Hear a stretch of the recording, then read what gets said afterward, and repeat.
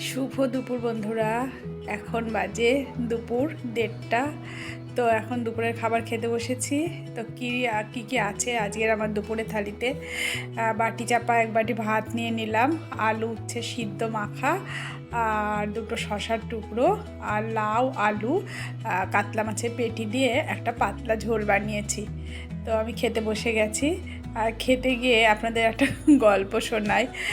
3টে পেটি মাছ আমি রান্না করেছি। তা হাজব্যান্ড যখন অফিসে যায় হাফটা খেয়ে তেলের দিকটা রেখে চলে গেল। আমি বলছি কী গো, মাছ খাবে না? তা বলছি এত তেল আমি খাবো না। মেয়ে খেতে বসেছে, মেয়ে আর আমি, আজকে ওর কলেজে নেই, একসঙ্গে খেতে বসেছি। এই যে এই পরিমাণে তেল। তা বলছে মা আমি এই তেল খাবো না, আমি এইটুকু খাবো, বলে ও হাফ রেখে চলে গেল। আমি 2খানা মাছ খেলাম। তা চলুন খেয়ে নিই।